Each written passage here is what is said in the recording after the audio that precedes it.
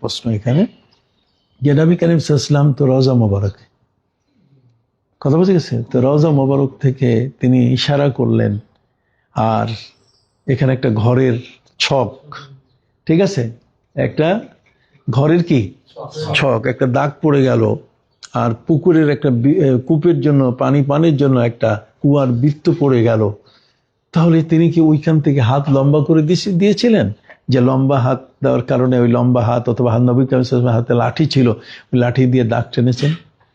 এই ধরনের একটা প্রশ্ন আসে। তো এই প্রশ্নগুলো যারা দৈন জ্ঞানের অধিকারী, সাধারণ পরিমাপের জ্ঞান রাখে, তাদের কাছে তোমরা যে জ্ঞানগুলো আহরণ করেছো, এই জ্ঞান কিন্তু তোমাদের জন্য কি সাহায্যকারী, কথা বুঝে গেছে, এগুলো তোমাদেরকে পথ দেখায়। তুমি যখন জ্ঞানে জানলে যে ডান আর বাম, ডান দিকে তোমার চলতে হবে, তাহলে এই জ্ঞানটা তোমাকে পরিচালিত করবে কোন পাশে? ডান পাশে। তাহলে জ্ঞান মানুষকে কি করে? পরিচালিত করে, ঠিক আছে? জ্ঞান মানুষের পথ প্রদর্শক, ঠিক আছে, এটা হেদায়েত দেয়, মানুষকে পথ দেখায়। যেহেতু জ্ঞান মানুষকে পথ দেখায়, তো পথ দেখানোর কারণে এই জ্ঞানী মেধাবী যারা, তারা যখন শুনবে যে এখানে নবী করিম সাল্লাল্লাহু আলাইহি ওয়াসাল্লামের ইশারায় এখানে একটা ঘরের দাগ পড়েছে, ঠিক আছে, আর চৌহদ্দি পড়েছে, ঠিক অনুরূপভাবে একটা কূপের বৃত্ত পড়েছে, তাহলে সে মেধাবী ছাত্রটা মনে করবে কি? মেধাবী ছাত্রটা মনে করবে যে এটা তো রাসূল সাল্লাল্লাহু আলাইহি ওয়াসাল্লামের পক্ষে অসম্ভব কিছু না, নবীজিকে এখানে আসতে হবে, হাত লম্বা করে, হাতটা লম্বা বাড়াইয়া লাঠি দিয়ে তারপর দাগ দিতে হবে, এমনটা নয়। যদি এমনই হতো তো নবী করিম সাল্লাল্লাহু আলাইহি ওয়াসাল্লামের হাত লম্বা হয়ে আকাশের চাঁদকেও তিনি এইভাবে ধরে টুকরো করতে পারতেন।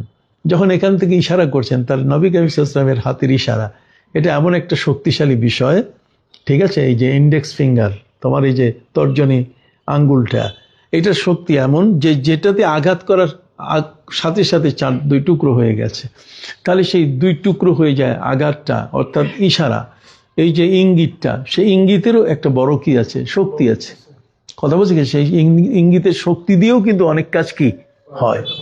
পৃথিবীতে অনেক মানুষ ইঙ্গিতের ইয়েতে অনেক কাজ করে।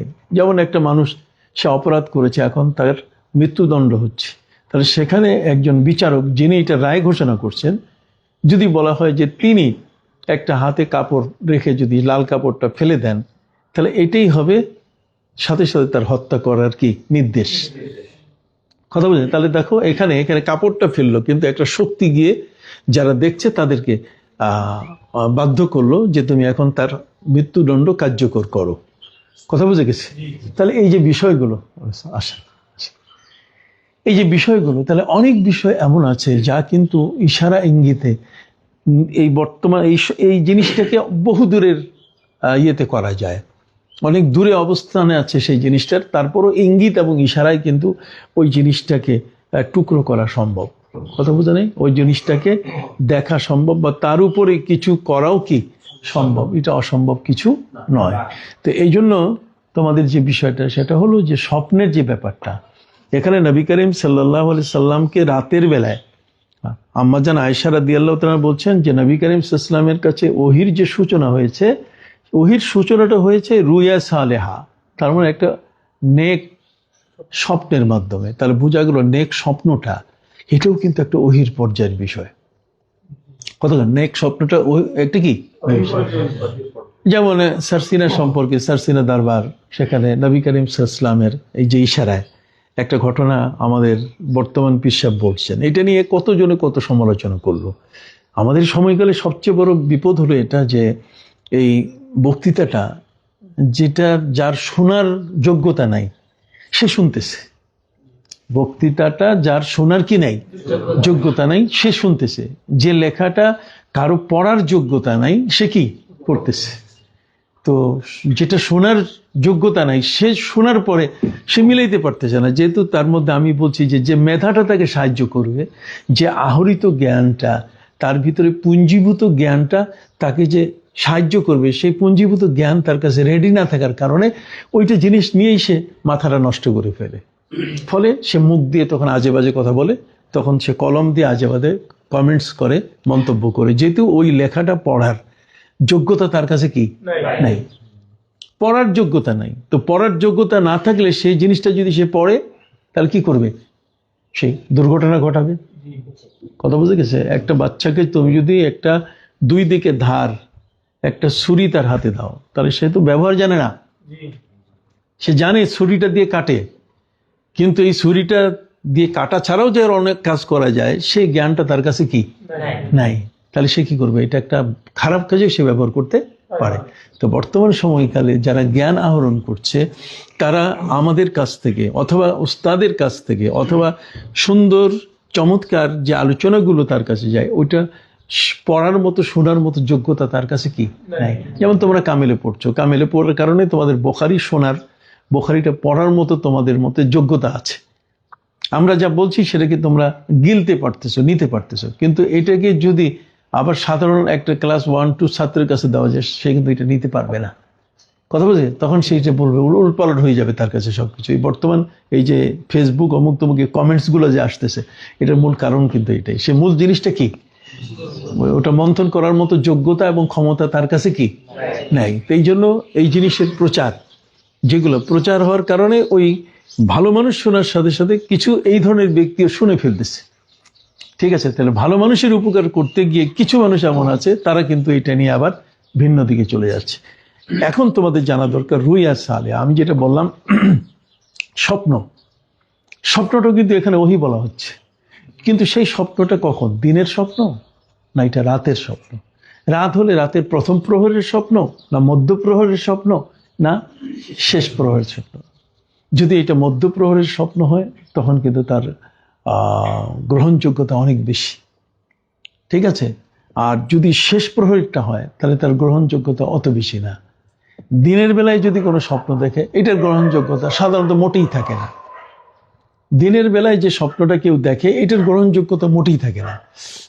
এখন রাতের গভীরে যে স্বপ্নটা দেখে সেই স্বপ্নটা নবী করিম সাল্লাল্লাহু আলাইহি ওয়াসাল্লাম যেমন দেখেছেন, ঠিক অনুরূপভাবে সাহাবায়ে কেরাম স্বপ্ন দেখেছেন, তাবিন স্বপ্ন দেখেছেন, ইমাম আবু হানিফা সহ অন্যান্য ইমামগণ তারা স্বপ্ন দেখেছেন, অলিরা স্বপ্ন দেখেন।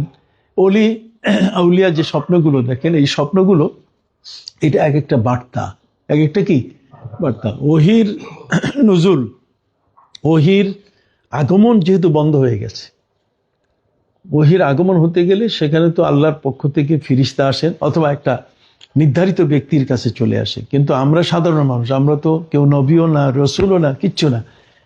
তারপরও আল্লাহর পক্ষ থেকে আমাদের কাছে কি আসে? বার্তা আসে। এই বার্তাগুলো কোনো বান্দার কাছে যখন আসে, এটা কখনো কখনো তার নাম এলহাম হয়, কখনো কখনো তার নাম কি হয়? এলকা হয়। ঠিক আছে? তার রুইয়া সালেহা এটা কিন্তু বন্ধ হয় নাই। তোমাদেরকে খুব মনে রাখতে হবে, সত্য স্বপ্নটা, উত্তম স্বপ্নটা, নেক স্বপ্নটা, ভালো স্বপ্ন দেখাটা এটা কিন্তু বন্ধ হয় নাই। কথা বুঝে গেছে? ভালো স্বপ্নগুলো এগুলো কিন্তু মূল্যায়ন করতে হবে। এই জন্য আমি ইবনে সিরিনের কথা তোমাদেরকে বললাম। আল্লামা ইবনে সিরিন তিনি কিন্তু তাবির করতেন, স্বপ্নকে কি করতেন? তাবির করতেন যে এর থেকেই হবে। খুব নবী করিম সাল্লাল্লাহু আলাইহি ওয়াসাল্লামের সময়কালে নবী করিম সাল্লাল্লাহু আলাইহি ওয়াসাল্লামকে বলা হলো যে রাসূল চলেন আমরা, আপনি বললেন যে উহুদের যুদ্ধে কাফেররা প্রায় 3000-এর মতো সৈন্য নিয়ে তারা মদিনায় আক্রমণ করার জন্য আসতেছেন। তো কাজেই আমরা এখন আপনার সাথেই আছি, চলেন আমরা সবাই মিলে এখন উহুদের যুদ্ধে আমরা অংশগ্রহণ করব। নবী করিম সাল্লাল্লাহু আলাইহি ওয়াসাল্লাম তিনি বললেন যে আজকে না। তিনি প্রথমে একটু না করেছিলেন যে না, ঠিক আছে। তারপরে সাহাবায়ে কেরাম তাদের প্রস্তুতিটা এমন ছিল যে তারা প্রস্তুতিটা দিয়েই প্রমাণ করছে যে নবী করিম সাল্লাল্লাহু আলাইহি ওয়াসাল্লাম যেন তাদের এই প্রস্তুতিটাকে গ্রহণ করেন এবং তিনি যেন রাজি হন। ঠিক আছে? নবী করিম সাল্লাল্লাহু আলাইহি ওয়াসাল্লাম সাহাবায়ে কেরামের প্রস্তুতি দেখে তিনি রাজি হয়ে গেলেন। হ্যাঁ, প্রায় 1000-এর মতো সাহাবী রাজি হয়ে গেলেন। রাজি হওয়ার পরে নবী করিম সাল্লাল্লাহু আলাইহি ওয়াসাল্লাম তিনি রওনা করলেন। তো রওনা করার আগে তিনি স্বপ্নের একটা বিষয় বললেন আর কি, যে আমি কিন্তু স্বপ্নে একটা বিষয় দেখেছি। সেটা হলো এই যে এই যে তরবারিটা যুদ্ধে ব্যবহার করা হচ্ছে, সে তরবারিটার ধারটা, এর যে শান, এর যে আলটা আছে, এর যে নিচে ধারটা আছে, ওই ধারের অংশগুলো ভেঙে গেছে। আর দেখলাম যে একটা বাকারা, একটা গাভী জবাই করা হচ্ছে। তো আমি কিন্তু স্বপ্নে এটা দেখেছি। নবী করিম সাল্লাল্লাহু আলাইহি ওয়াসাল্লাম তার এই স্বপ্নের কথাটা তিনি বললেন।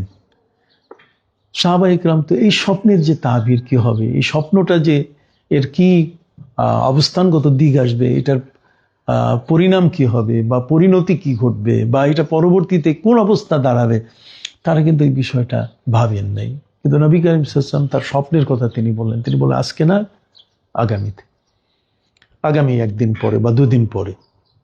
কিন্তু সাহাবা ইকরামের প্রস্তুতিটাই নবী করিম সাল্লাল্লাহু আলাইহি ওয়াসাল্লামকে আমন্ত্রণ জানাচ্ছে যেন নবী করিম সাল্লাল্লাহু আলাইহি ওয়াসাল্লাম তাদের সাথে একমত হয়ে তারা উহুদের যুদ্ধে রওনা করেন। ঠিক আছে, উহুদের যুদ্ধে রওনা হয়ে গেলেন তারা। ঠিক এই মুহূর্তে আব্দুল্লাহ ইবনে উবাই ইবনে সলুল প্রায় 300 জন তার সঙ্গী সাথী যা এদেরকে ম্যানেজ করে নবী করিম সাল্লাল্লাহু আলাইহি ওয়াসাল্লামের দল থেকে আলাদা করে ফেলল এবং তারা নবী করিম সাল্লাল্লাহু আলাইহি ওয়াসাল্লামের কাছে তাদের বক্তব্য দেওয়া শুরু করলো। সে বক্তব্যটা ছিল একটা শেখানো বক্তব্য। তার মানে আব্দুল্লাহ ইবনে উবাই ইবনে সলুল তাদেরকে বলে দিয়েছে যে তোমরা এইভাবে নবী করিম সাল্লাল্লাহু আলাইহি ওয়াসাল্লামের কাছে আবেদন করে ছুটি নিয়ে চলে যাও। এখন তারা ছুটি নিয়ে নবী করিম সাল্লাল্লাহু আলাইহি ওয়াসাল্লামের কাছে আসা শুরু করলো। ছুটির হিড়িক পড়ে গেল। তারা বলছেন যে আমাদের ঘর এটা বর্তমান কেউ নাই, আমার স্ত্রী গর্ভবতী, তার বাচ্চা হবে এই কয়েকদিন পরে, আমি ওই যুদ্ধে গেলে তো ওই খবর নিতে পারবো না, আমার ঘরে খাবার নাই, আমার ফল ফলাদির যে বাগান, খেজুর বাগান আছে, সেই খেজুর বাগানগুলো এগুলো পেকে গেছে, খেজুর পাকছে, অতএব এখন যদি এটা না তোলা হয় তো সারা বছর আমার ছেলে মেয়ে, আমার পরিবার কি খাবে, ইত্যাদি বলেই তারা নবী করিম সাল্লাল্লাহু আলাইহি ওয়াসাল্লামের কাছ থেকে ছুটি নিচ্ছিল। নবী করিম সাল্লাল্লাহু আলাইহি ওয়াসাল্লাম তার সবাইকে ছুটি দিচ্ছেন, যার যে যেভাবে চাচ্ছে, যে স্ত্রীর কথা বলছে, যে মায়ের কথা বলছে, বাড়ি খালির কথা বলছে, ফল পাকড়া পেকে গেছে এর কথা বলছে, নবী সবাইকে ছেড়ে দিচ্ছেন। আল্লাহ তাআলা পবিত্র কোরআন মাজিদে নবীকে বলছেন, নবী যারা আপনার কাছে এসে এই ছুটি নিয়ে যাচ্ছিল তাদের ঘর কিন্তু ওয়ামা হিয়া আওরা, কতক্ষণ না, তার ঘরগুলো কি না খালি না, সব ঠিক আছে। তাদের ফলগুলো যে পেকে গেছে তা কিন্তু নয়, কথা বুঝে গেছে। তাদের স্ত্রী যে গর্ভবতী তাও কিন্তু না, ঠিক আছে। তাদের ঘরে দেখাশোনারও লোক আছে, তাদের ফল পাকড়াগুলো পাকে নাই, কথা বুঝে গেছে। ওয়ামা হিয়া বিআওরা, আল্লাহ নি ইন ইন ইন ইউরিদুনা ইল্লা ফিরারা, তাদের উদ্দেশ্য হলো কি, পালায়ে যাওয়া, কথা বুঝে গেছে। কারণ আব্দুল্লাহ ইবনে উবাই ইবনে সলুল তাদেরকে শিখাই দিয়েছে যে এই যুদ্ধে গেলে খামাখা মৃত্যু হবে, রক্তপাত ঘটবে, পঙ্গু হয়ে যাবে, তোমাদের জীবন ঘাতী কিছু যদি ঘটে যায় তাহলে তোমাদের পরিবারগুলো নষ্ট হয়ে যাবে।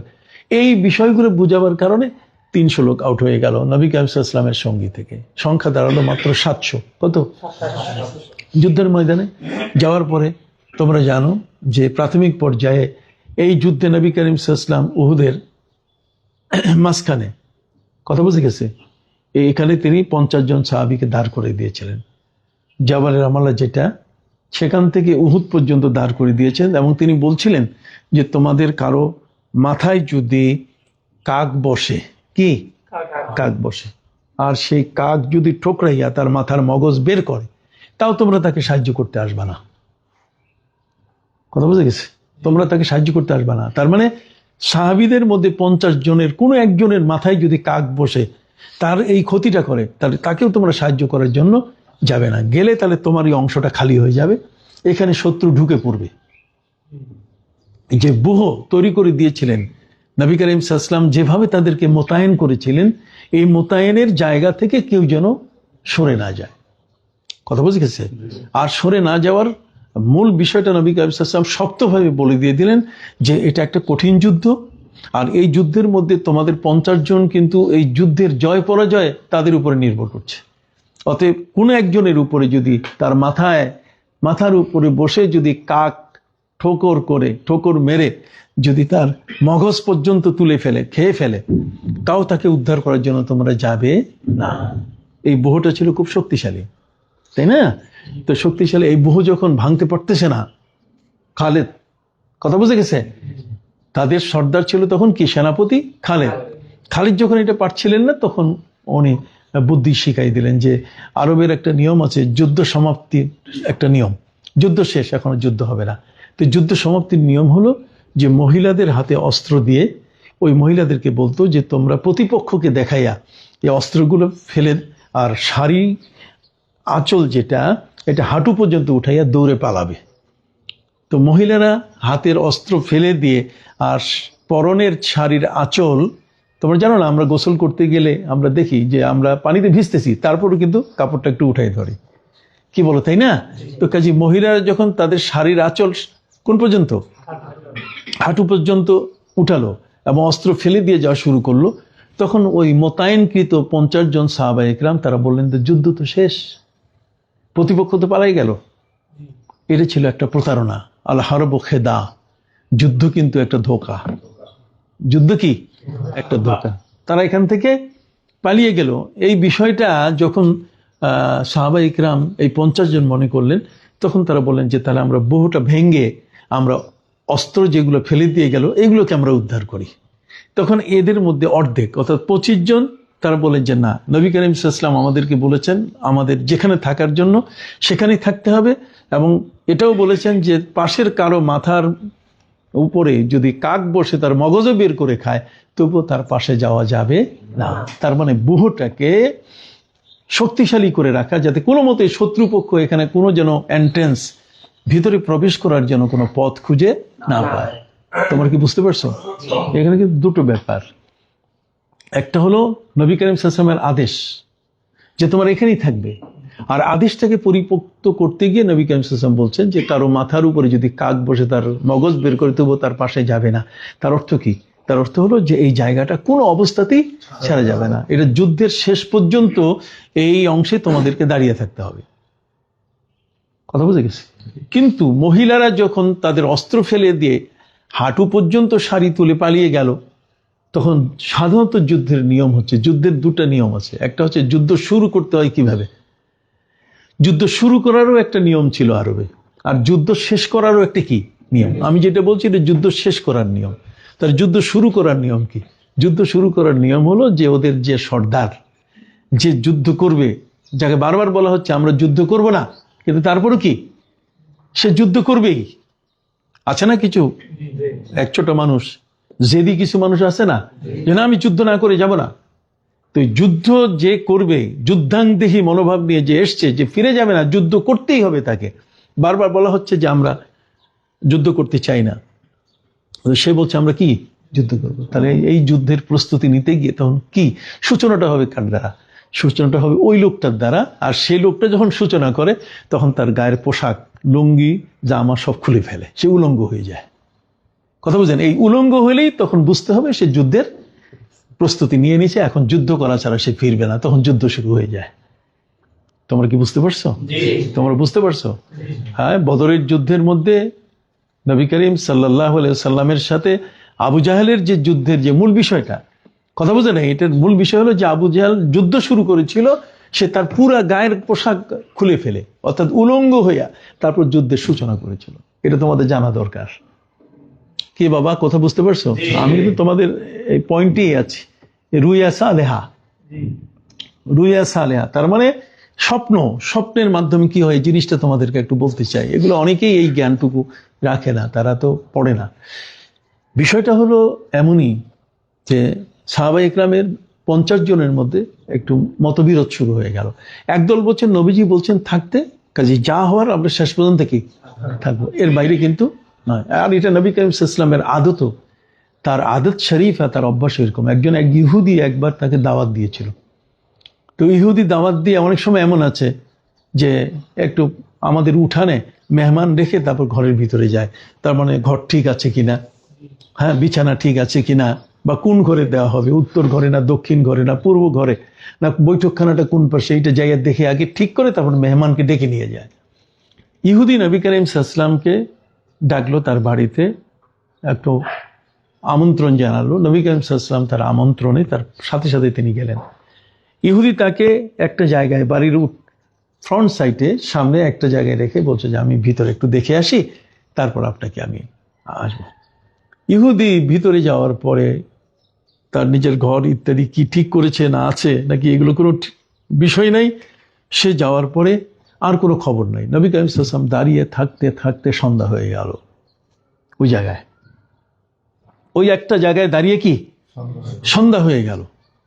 ইহুদি করছে কি, তার বাড়ির ভিতরে ঢুকে সে ওখান থেকে পিছন দরজা দিয়ে বের হয়ে তার নিজের কাজে চলে গেছে।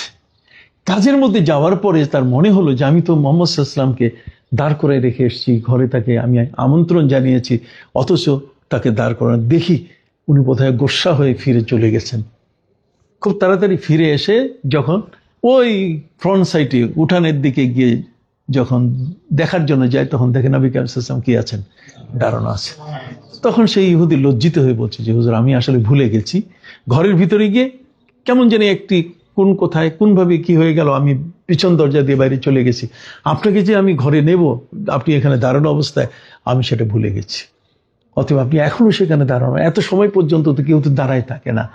নবী কারীম সাল্লাল্লাহু আলাইহি ওয়াসাল্লাম তাকে বলেন, দেখো মুসলমান কখনো ওয়াদা ভঙ্গ করে না, আমি তোমার সাথে কমিটমেন্ট করেছি, তোমাকে আমি ওয়াদা দিয়েছি যে আমি তোমার জন্য এখানে কি দাঁড়িয়ে, তোমার আসার অপেক্ষায় তুমি আমাকে নিয়ে যাবে, অতএব তুমি না আসা পর্যন্ত তোমাকে না বলে আমি কিভাবে যাই। তোমরা কি বিষয়টা বাবা বুঝতে পারছো? তোমাকে না বলে কিভাবে আমি যাই। তো এই অভ্যাসটা কিন্তু অনেক বড় কঠিন একটা অভ্যাস, কথা বুঝে গেছে। আমরা অল্প হলেই এই ঘোরাও হুন্ডার মাথা, ঘোরাও অটো, চলো ফিরে যাই, আমরা এই সাধারণত বলে থাকি। কিন্তু নবী কারীম সাল্লাল্লাহু আলাইহি ওয়াসাল্লামের আদত হলো যে ওয়াদা দিয়েছি আমি, কমিটমেন্ট, আমাকে এখানে থাকতে হবে, আমার তার সাথে কথা দেওয়া। 50 জন সাহাবী তারা নবী কারীম সাল্লাল্লাহু আলাইহি ওয়াসাল্লামের সাথে কি দিয়েছেন, কথা দিয়েছেন, তারা এখানে থাকবেন। নবী কারীম সাল্লাল্লাহু আলাইহি ওয়াসাল্লাম তাদেরকে সতর্কবাণীও উল্লেখ করছেন যে মাথার মধ্যে কাক বসে মগজ বের করা, যদিও ঘটবে কি ঘটবে না এটা পরের কথা, কিন্তু সংকেত দেয় যে এটা সাধারণ একটা যুদ্ধ নয়, এই যুদ্ধটা কিন্তু অত্যন্ত কঠিন একটা যুদ্ধ। অতএব কোন অবস্থাতেই এই ফাঁকা জায়গাটা, ঠিক আছে, এই ফাঁকা জায়গাটা তোমরা ছাড়বে না। কিন্তু মহিলারা তারা তো তাদের সেনাপতির এই কৌশলকে গ্রহণ করে অস্ত্র ফেলে দিয়ে যখন যাচ্ছে, তখন সেই অস্ত্রটা তুলে নেওয়ার জন্য, এটা গনিমতের মাল, কথা বলে না, এই অস্ত্রগুলোকে তুলে নেওয়ার জন্য সাহাবা ইকরাম সেদিকে রওনা হচ্ছিলেন। তার মধ্যে অর্ধেক, আর বাকি অর্ধেক বলছে না আমরা আমাদের জায়গা ছাড়বো না। বাকি অর্ধেক যারা তারা বলছেন যে এখানে তো যুদ্ধ শেষ, যুদ্ধের তো এখানে আলামত যেটা, সেই আলামতটা তো সৃষ্টি হয়ে গেছে, মহিলারা অস্ত্র ফেলে দিয়ে শাড়ি হাঁটু পর্যন্ত উঁচু করে পালিয়ে গেছে, কথা বুঝে গেছে। তো কাজেই এখানে তো আর যুদ্ধ নাই, আমরা গনিমতের মাল, এই যে তাদের মধ্যে এই দ্বন্দ্ব। ফলে এই 25 জনের জায়গাটা ফাঁক হওয়ার কারণে অতর্কিতভাবে হামলা হয়ে যায়, এবং সেই হামলার কারণে সেখানে 70 জন সাহাবী তারা কি হয়ে যান, শহীদ হয়ে যান। এখন 70 জন সাহাবী শহীদ হয়ে যাওয়ার ব্যাপারটা, এটা এমন একটা পরিমাপ আল্লাহর পক্ষ থেকে, এমন একটা মাপের জিনিস যে যেটাকে গভীরভাবে যদি গবেষণা করা যায় তাহলে অনেক কিছু এর থেকে পাওয়া যাবে। যেমন নবী করিম সাল্লাল্লাহু আলাইহি ওয়াসাল্লাম তিনি বদরের যুদ্ধে 70 জন কাফিরকে কি করেছেন, হত্যা করেছে। নবী করিম সাল্লাল্লাহু আলাইহি ওয়াসাল্লামের সাহাবায়ে ইকরাম তাদের হাতে এরা নিহত হয়েছে, কথা বুঝে গেছে। বদরের মধ্যে আবু জাহাল, উতবা, শাইবা, উকবা ইবনে আবি মুআইত, কথা বুঝে গেছে, এরা সবাই কিন্তু সবাই সেখানে মারা গেছে। তা এই যে বদরের যুদ্ধে 70 জন কাফিরের মৃত্যু হলো, 70 জন কাফিরের মৃত্যু হলো, এটা তো আল্লাহ তাআলা নবীকে সেই শক্তি দিয়েছেন, তাই না? হ্যাঁ, আর সেই শক্তির কারণে নবী করিম সাল্লাল্লাহু আলাইহি ওয়াসাল্লাম তাদের সাথে যুদ্ধ করে, অস্ত্র নাই, বদরের যুদ্ধে 9 জনে মিলে একটা লাঠি ছিল, কয়জনে? 9 জন। তো 9 জনে মিলে একটা লাঠি যদি হয় তাহলে এই 9 জনে মিলে যুদ্ধ করবে কি করে, এটা একটা ব্যাপার না? আর সেই যুদ্ধের মধ্যে আল্লাহ বলছেন ওয়ালাকাদ নাসারাকুমুল্লাহু বিবদরি ওয়া আনতুম আযিলুন, তোমরা সংখ্যায় কম, তারপর আল্লাহ তাআলা তোমাদেরকে কি করছেন, সাহায্য করেছেন, কি তাই কি না? তো এই যে সাহায্য করার যে ব্যাপারটা, আর তোমাদের চোখে তাদেরকে দ্বিগুণ করে দেওয়া ইত্যাদি, এই সব কিছু বিষয়গুলোতে আল্লাহ তাআলার একটা বড় সাহায্য আসছে। কিন্তু উহুদের যুদ্ধের মধ্যে নবী করিম সাল্লাল্লাহু আলাইহি ওয়াসাল্লাম তাদেরকে যে আদেশ দিয়েছিলেন, সে আদেশটা পালন করতে গিয়ে সাহাবা ইকরামের মধ্যে একটি ঘটনাকে কেন্দ্র করে, মহিলাদের সেই ঘটনাকে কেন্দ্র করে এখানে এই যে নবী করিম সাল্লাল্লাহু আলাইহি ওয়াসাল্লামের আদেশটা কোনো কারণে অবহেলিত হলো, কথা না, ভাষা কিন্তু ঠিক করবা, আদেশ মানে নাই তা না, আদেশ না মানলে তো সেখানে ঈমান হারা হয়ে যাবে। কিন্তু নবী করিম সাল্লাল্লাহু আলাইহি ওয়াসাল্লামের আদেশটা কি হয়েছে, অবহেলিত হয়েছে। অবহেলিত হয়েছে কেন? যেহেতু সেখানে যুদ্ধের শেষ হওয়ার যে একটা আলামত সেটা সৃষ্টি হয়ে গেছে। তারা মনে করছে যে যুদ্ধ কি শেষ, মহিলারা অস্ত্র ফেলে দিয়ে পালিয়ে গেল, অতএব এখানে তো আর যুদ্ধ নাই। তো তাদের এই চিন্তাধারাটা কিন্তু খারাপ ছিল না, তাদের চিন্তাধারা ঠিক ছিল, কিন্তু বাকি 25 জনের সাথে তাদের এই চিন্তার কি ছিল না, মিল ছিল না। 25 জনে নবী করিম সাল্লাল্লাহু আলাইহি ওয়াসাল্লামের সেই পূর্ণ আদেশের উপরেই তারা ছিলেন। আর এই বাকি 25 জন তারা এই বিষয়টাকে গবেষণা করে তারা দেখলেন, চিন্তা করে তারা দেখলেন যেখানে তো এখন ওই আদেশটা আর নাই, কাজে নবী করিম সাল্লাল্লাহু আলাইহি ওয়াসাল্লামের আদেশটা কিছুটা হলো অবহেলা হয়েছে। এই অবহেলাটা আল্লাহ তাআলা পছন্দ করেন নাই, যে কারণে বদরের 70 জন কাফের মৃত্যুবরণ করেছে। ঠিক আদেশটাকে একটু অবহেলা করার কারণে মুসলমানের কতজন গেল? 70 জন। একে সমান সমান মাপ। মাপটা কি? ওদিকে 70, এদিকে কি 70। একটু ঘটনাটা কেমন হয়ে গেল? বড় কঠিন একটা না? হ্যাঁ, ওখানে আদেশ মানার কারণে পরিপূর্ণভাবে যুদ্ধের ময়দানে বদরে সেখানে 70 জন কাফের জাহান্নামী হলো।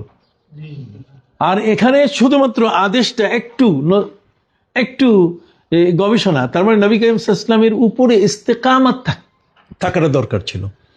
এখানে সাহাবা ইকরামের কোনো অপরাধ নাই, কথা বুঝে। কিন্তু পবিত্র কোরআনের আয়াতের মধ্যে যেটা আছে, ইন্নাল্লাযীনা ক্বালু রাব্বুনাল্লাহু সুম্মা ইসতাকামু, ইস্তেকামাতের একটা কথা আছে। শুধু আমি ঈমান আনলাম, ঈমানের উপরে থাকলাম তা হবে না, বরং আমার ঈমানের উপরে বহাল থাকতে হবে, ইস্তেকামত। যত প্রতিকূল পরিবেশ আসুক না কেন, যত ধরনের প্রতিকূলতা আসুক না কেন, আমি আমাকে বদলাবো না। আমি আমাকে কি দেখো না, সার্সিরার বর্তমান পীর সাহেব যত প্রতিকূলতা আসুক বদলায় না, এক জায়গায় আসছে। জায়গা কি? এক জায়গায় আছে, প্রতিকূলে না। কাউকে বই দিয়ে তার দলে যাওয়া, অথবা কারো সাদর সম্ভাষণ গ্রহণ করা, অথবা তাদের কাছে গিয়ে খুব একেবারে গিয়ে জি হুজুর জাহাপনা করা, এগুলো তো না। একটি অবস্থানের উপরে দাঁড়িয়ে আছে। বাবা, বিষয়টা কি বুঝতে পারছো?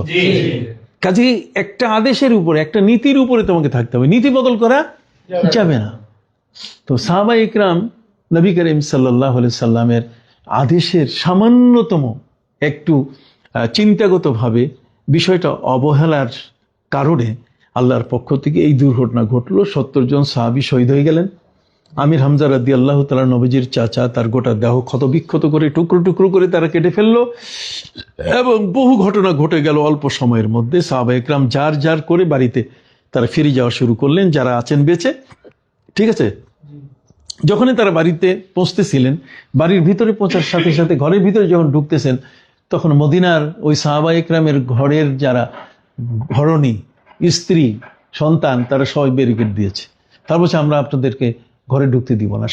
স্ত্রী তার স্বামীকে বলছে, আপনার ঘরে ঢুকতে দেব না। কারণ নবী কোথায়? নবীর আগে কথা বলেন, নবী কোন জায়গায়? নবী সাথে নাই কেন? নবীকে বাদ দিয়ে আপনি একা আসছেন কেন? কথা বুঝে গেছি? ওদিকে নবী করিম সাল্লাল্লাহু আলাইহি সাল্লামের উপরে আক্রমণ, তার দান্দান মোবারক শহীদ হয়ে গেল, তিনি মাটিতে পড়ে গেলেন। কথা বুঝে গেছে? নবী করিম সাল্লাল্লাহু আলাইহি সাল্লামের কাছে এই কথাটা একটা ডাহা মিথ্যা কথা মনে হলো। যেমন ফেসবুকে এখন সব মিথ্যা, একটা ডাহা মিথ্যা কথা বুঝে, এটার কোনো অস্তিত্ব নাই। এখন ফেসবুক পড়া দেখা মানে সময় নষ্ট করা, এটা কিছু নেই, এটাতে কি কিছু নেই, মিথ্যা। বোঝা যাচ্ছে না যে এটা আগের ঘটনা না পরের ঘটনা। করতেছে যে অপরাধকে ঠেকাবার মতো এখন কোনো নতুন কৌশল আবিষ্কার হয় নাই। কথা বুঝে গেছে? এটাকে বন্ধ করা, এটাকে স্তব্ধ করা, মানুষের মধ্যে সততা, সে যেই হোক না কেন, তার মধ্যে সততা ফিরে আনার যে কৌশল কি হবে, এটা কিন্তু এখন দুরূহ এবং কঠিন ব্যাপার হয়ে গেছে। মনে হয় আল্লাহর গজব আমাদের জন্য অপেক্ষা করতেছে, একটা কঠিন একটা অবস্থা। নবী করিম সাল্লাল্লাহু আলাইহি সাল্লামের ওই সময় কাফেররা কিন্তু ভাইরাল করে দিল বিষয়টা, মোহাম্মদ কি নাই, মোহাম্মদ সাল্লাল্লাহু আলাইহি নাই, উনি ইন্তেকাল করে ওনাকে মেরে ফেলছি। তখন নবী করিম সাল্লাল্লাহু আলাইহি ওয়াসাল্লাম হযরত আবু বকর, হযরত ওমর ফারুক দুইজনকে বললেন, তোমরা দুই বাহু ধরে আমাকে দাঁড় করায় দাও। দুই বাহু ধরে নবী করিম সাল্লাল্লাহু আলাইহি ওয়াসাল্লামকে তারা দাঁড় করাচ্ছিলেন। আপনি অসুস্থ, আপনি তো উঠতে পারছেন না। নবীজি বলছেন, না, আমাকে দাঁড়াতে হবে, তোমরা আমাকে দাঁড়ানোর ব্যবস্থা করো। নবী সাল্লাল্লাহু আলাইহি ওয়াসাল্লামকে যখন তারা দুই বাহু ধরে দাঁড় করালেন, তখন নবী করিম সাল্লাল্লাহু আলাইহি ওয়াসাল্লাম বজ্রকণ্ঠে ঘোষণা করলেন, কি? আনা নবিয়ুল্লাহ কাযিব, আনা ইবনু আব্দুল্লাহ ইবনে আব্দুল মুত্তালিব। আমি মিথ্যুক নবী নই, আমি আব্দুল্লাহর পুত্র, আমি আব্দুল মুত্তালিবের নাতি, আমি এখনো বেঁচে আছি। আমি এখনো কি বেঁচে আছি। নবী করিম সাল্লাল্লাহু আলাইহি ওয়াসাল্লামের ঘোষণা যখন তিনি মৌখিকভাবে দিলেন, এখন তো মাইক্রোফোন সামনে লাগে, এই ধরনের ব্যবস্থা না হলে অন্যের কাছে কথা পৌঁছানো যায় না। আর তখন আল্লাহর পক্ষ থেকে বাতাস বলো, ফিরিস্তা বলো, সবাই তো এটাকে ডেলিভারি দেওয়ার জন্য, মানুষের কাছে পৌঁছানোর জন্য রেডি। নবী করিম সাল্লাল্লাহু আলাইহি ওয়াসাল্লামের সেই বাণীটা, এটা ওই সাহাবায়ে কেরাম যারা বাড়ির কাছে গিয়ে পৌঁছছেন, যাদেরকে ঘরে তাদের স্ত্রীরা সন্তানরা ঢুকতে দিচ্ছে না, তাদের কাছে গিয়ে পৌঁছলো। নবী করিম সাল্লাল্লাহু আলাইহি ওয়াসাল্লাম বললেন, শোনো সাহাবীরা, আমি তো এখনো বেঁচে আছি, তোমরা কে কোথায়, চলে আসো। আল্লাহ বলছেন, ওয়ান নাবিয়্যু ইয়াদউকুম মিন ওয়ারাইকুম, ওয়ান নাবিয়্যু ইয়াদউকুম, কোরআনের আয়াত, ওয়ান নাবিয়্যু ইয়াদউকুম মিন ওয়ারাইকুম, নবী তোমাদেরকে পিছন দিক থেকে কি ডাকতেছেন। নবী করিম সাল্লাল্লাহু আলাইহি ওয়াসাল্লামের কণ্ঠের আওয়াজ তাদের কানে পৌঁছে গেল, এত দূরে। সেখানে কোনো অকিও টকিও ছিল না, কথা কো না, ওখানে অকিও টকিও ছিল না, আধুনিক কোনো মেঠো ফোন তাদের হাতে ছিল না, কিন্তু আল্লাহর পক্ষ থেকে সে আওয়াজ আল্লাহ পৌঁছে দিয়েছেন কোথায়, ওই সমস্ত সাহাবায়ে কেরামের কানে। নবী ইব্রাহিম আলাইহিস সালামের হজের আজান যদি আলমে আরো রুহের জগতে যদি আল্লাহ পৌঁছাই দিতে পারেন, তাহলে তার প্রিয় হাবিব সাল্লাল্লাহু আলাইহি ওয়াসাল্লামের এই ধরনের একটা আহ্বান, তিনি কি তার সাহাবী যারা এই ঘরের দিকে যুদ্ধের পরিণতি দেখে যে যুদ্ধ শেষ, নবী করিম সাল্লাল্লাহু আলাইহি ওয়াসাল্লাম এখন বেঁচে নাই, কাজে আমাদের এখানে থেকেও লাভ নাই, আমরা চলে যাই, ঠিক আছে, কিন্তু সেই বিষয়টা পৌঁছায় দেওয়া হলো আল্লাহর পক্ষ থেকে। তখন সাহাবায়ে কেরাম আর ঘরে না ঢুকে আবার কি ফিরে আসলেন, আবার উহুদের ময়দানে ফিরে আসলেন। তারা ফিরে আসার পরে এরপরে আল্লাহ তাআলা তাদেরকে এত শক্তিশালী করে দিলেন যে শক্তির কারণে পরবর্তীতে বিজয়ে ছিনিয়ে আনেন তারা, তারপরে তারা বিজয় লাভ করেন। ঠিক আছে, দুইবার কিন্তু ঘটনা ঘটছে, কয়বার, একবার পরাজয়, আরেকবার কি বিজয়। প্রথম হচ্ছে পরাজয়, আরেকটা কি বিজয়। পরাজয় হয়েছে ওই আদেশটার একটু অবহেলা হওয়ার কারণে, ঠিক আছে, আর বিজয় লাভ করছেন পরবর্তীতে আসার পরে। সাহাবায়ে কেরাম দেখলেন, না, ওরা তো মিথ্যুক, ওরা এইভাবে প্রতারণা করেছে, মহিলাদের হাতে অস্ত্র দিয়ে ফেলে দিয়ে ওরা শাড়ির আঁচল হাঁটু পর্যন্ত তুলে পালিয়ে গেছে, এটা একটা প্রতারণা ছিল। সাহাবায়ে কেরাম এখন কঠিনভাবে যুদ্ধে তারা নেমে পড়লেন এবং সেখানে সেই যুদ্ধে তারা জয়লাভ করলেন। তো উহুদের যুদ্ধের এই জয়লাভ হওয়ার পরে নবী করিম সাল্লাল্লাহু আলাইহি ওয়াসাল্লাম সাহাবায়ে কেরামকে নিয়ে বসলেন, আমি যে তোমাদের কাছে একটা স্বপ্নের কথা বলছিলাম, সেই স্বপ্নটার এখন তাবির শোনো। স্বপ্নটার তাবির ছিল এই যে তোমরা প্রাথমিক পর্যায়ে যুদ্ধ করতে গিয়ে তোমরা পরাস্ত হবে, তার মানে ওই যে গাভী একটা কি জবাই, তোমরা পরাজিত হয়ে যাবে, ওই গাভী জবাই দিয়ে পরাজয়ের বিষয়টা আমাকে জানানো হয়েছে। আর পরবর্তীতে তোমরা যুদ্ধ করতে করতে তোমাদের তরবারির ধার ভেঙে যাচ্ছে, তারপর যুদ্ধ কি বন্ধ হচ্ছে না, তোমরা বিজয় লাভ করবে, এটারও ইঙ্গিত দেওয়া হয়েছে। তাহলে বোঝা গেল স্বপ্নের গুরুত্ব আছে, কে আছে কিনা? লাকাদ সাদাকাল্লাহু রাসূলাহুর রুইয়া বিল হক লাতাদখুলুন্নাল মাসজিদাল হারামা ইনশাআল্লাহু আমিনিনা মুহাল্লিকিনা রুউসাকুম ওয়া মুকাসসিরিনা লা তাখাফুন। কথা বুঝছেন? পবিত্র কোরআনে রুইয়ার কথা আছে। লাকাদ সাদাকা, সূরা আল ফাতার মধ্যে না, সেখানে বলা হয়েছে লাকাদ সাদাকাল্লাহু রাসূলাহুর রুইয়া বিল হক। আল রুইয়া, এখানে আল ওয়াহি শব্দ বলা হয় না, তালাশ করতে যাইয়া তোমাকে হাঁটতে হবে কতগুলো, মানে মুকাদ্দামাতুল মুকাদ্দামা, কথা বুঝে নাই, একটা মুকাদ্দামার উপরে কি আরেকটা মুকাদ্দামা, একটা কাজের আগে আরেকটা কি কাজ। কাজী নবী করিম সাল্লাল্লাহু আলাইহি ওয়াসাল্লামের কাছে যে ওহীটা আল্লাহর পক্ষ থেকে আসছে, সেই ওহীটা গ্রহণ করার জন্য আরো কিছু ওহী দিয়ে, আরো কিছু ওহীর মাধ্যমে নবী করিম সাল্লাল্লাহু আলাইহি ওয়াসাল্লামের এই জিনিসটাকে রিসিভ করা, মানে আল কোরআনের মতো এই গ্রন্থটাকে, এই মহাবাণীগুলোকে রিসিভ করার জন্য নবী করিম সাল্লাল্লাহু আলাইহি ওয়াসাল্লামের যে প্রস্তুতি পর্ব ছিল, সেই প্রস্তুতি পর্বগুলোও কিন্তু কি ওহী ছিল। কতখানা প্রস্তুতি পর্বগুলোও কি ছিল? ওহী ছিল। আমি বুঝাইতে পারলাম কিনা? হ্যাঁ, প্রস্তুতি পর্বগুলোও কি ছিল? ওহী ছিল, তাই না? তার মানে আগে আগে যে ঘটনাগুলো ঘটতেছিল সব ওহীর সহযোগিতায়, ঠিক আছে। ওহীটাকে কিভাবে নবী করিম সাল্লাল্লাহু আলাইহি ওয়াসাল্লাম নিবেন, রিসিভ করবেন, ওহীটাকে গ্রহণ করবেন, ওহীটাকে গ্রহণ করতে গিয়ে আল্লাহ তাআলা নবী করিম সাল্লাল্লাহু আলাইহি ওয়াসাল্লামকে তার নিজের ঘরে রাখেন নাই। যদিও পরবর্তীতে ওহীটা এমন ইজি হয়ে গেছে যে নবী করিম সাল্লাল্লাহু আলাইহি ওয়াসাল্লাম মদিনায় নিজের ঘরে বসে তিনি ওহী পেয়েছেন। কথা বল না, রাস্তায় চলার, উটের পিঠে সওয়ার অবস্থায় তিনি ওহী পেয়েছেন। মক্কায়, মদিনায়, কথা বলছে লাইলি নাহারি, হ্যাঁ, সর্ব অবস্থায় তিনি ওহী পেয়েছেন। কিন্তু ওহীর প্রারম্ভিকটা ছিল বড় কঠিন একটা জিনিস। মানুষের কাছে যখন প্রথম আসে তখন সেই জিনিসটাকে কিভাবে রিসিভ করতে হবে, কিভাবে গ্রহণ করতে হবে, সেই জিনিসটাকে ধারণ করতে হবে কিভাবে, রক্ষণাবেক্ষণ করতে হবে কিভাবে, এই সবগুলো পলিসি প্রাথমিক পর্যায়ে কিন্তু একটু জটিল হয়। কি হয়? একটু জটিল হয়। পরবর্তীতে এসে সেগুলো কি হয়? একটু ইজি হয় এবং সহজ হয়। আমি বুঝতে পারছি তোমাদের? তাহলে তোমাদেরকে একটু খুব মনে রাখতে হবে, যে চ্যাপ্টারটা পড়তেছে তুমি যদি লাফাইয়া দৌড়াইয়া আগাইতে চাও তা কিন্তু তুমি পারবে না। তার কারণে এগুলো তো তোমার পড়া, এগুলো তোমার কি পড়া না? এটাও তো তোমার পড়া। যে ওহি সম্পর্কে তিনি রুয়া সালেহার কথা এখানে বলছেন। এই রুয়া সালেহার এই বিষয়টা, এটা ব্যাপক ব্যাপক, এটার সম্পর্কে আলোচনা এসছে।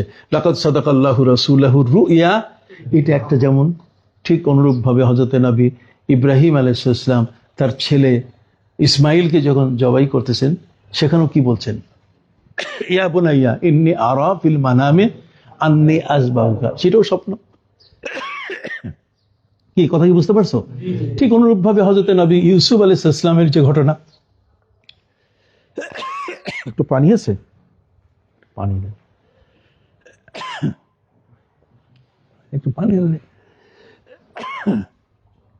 এটা অফ করো, একটু পানি রাখবে। হ্যাঁ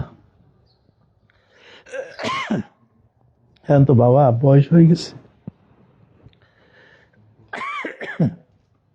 দরুদ শরীফ পড়ো, আল্লাহুম্মা সাল্লি আলা সাইয়্যিদিনা।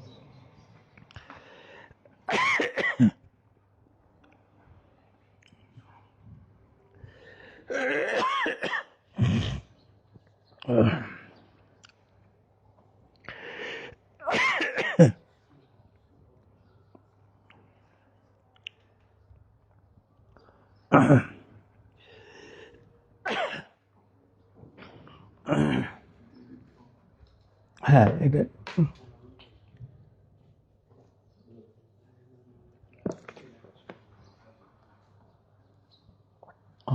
এটা অবশ্যই তো। হ্যাঁ, এটা কি অবশ্যই? এইসব কাজগুলো নিয়ে নিছ, এসব কেটে দিবা। আমার রাত্রে 4টার সময়, না না, ভোর রাত 3টার সময় যখন উঠছি, উঠার পরে আমি দেখছি আমার পুরো মুখটা শুকায় গেছে আর কি। হ্যাঁ,